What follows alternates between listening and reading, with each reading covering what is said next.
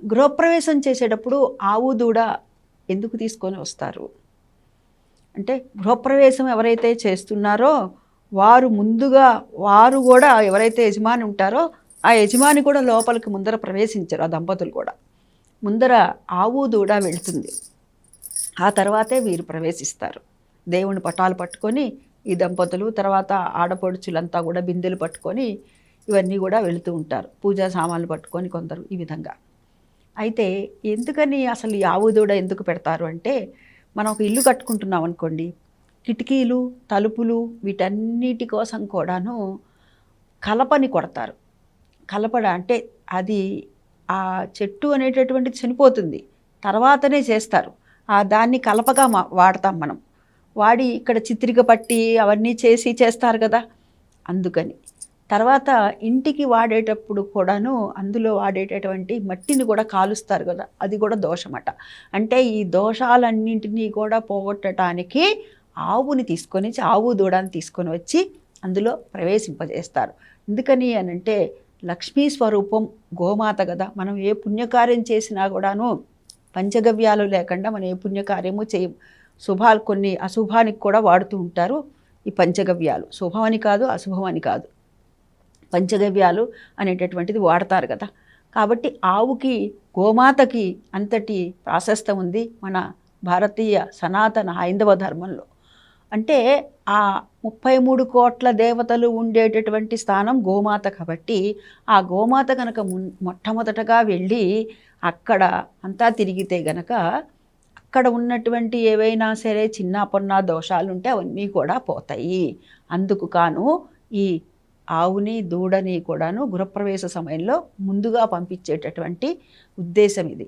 మనం చూడండి, ఒక ఇల్లు కట్టుకుంటున్నప్పుడు కూడాను ఏం చేస్తారు, చక్కగా ఒక ఇన్విటేషన్ ఇస్తారు. దాంట్లో కూడా ఒక పక్కన యజమాని, పైన భగవంతుడు, వినాయకుడు అని వాళ్ళ ఇంటి దేవత, కులదేవత ఇవన్నీ వేసుకుంటారు. వేసుకొని ఒక పక్కనేమో ఇంటి యజమాని వారందరూ కూడా వెళుతున్నట్టుగా ఒక చిత్రపటం. ఎడం వైపున ఏం చేస్తారు, ఇంకో వైపున ఏం చేస్తారు, ఆవు దూడని పంపిస్తున్నట్టుగా పెడతారు, దాంట్లో ఫోటోలో పెడుతూ ఉంటారు. అంటే ఆవు దూడకి కూడా అంతటి ప్రాధాన్యత ఉంది.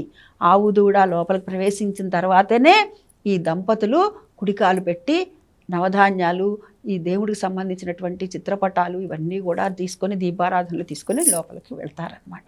ఆవు దూడని ఎప్పుడైతే లోపలికి ప్రవేశింపచేశారో అప్పుడు అక్కడ ఉన్నటువంటి ఇవన్నీ కూడా పోతాయి అని చెప్పి లక్ష్మీదేవి యొక్క అనుగ్రహం కలుగుతుందని మనకి నమ్మిక అన్నమాట. నమ్మిక కాదండి, ఇది యథార్థము, వాస్తవము కూడాను.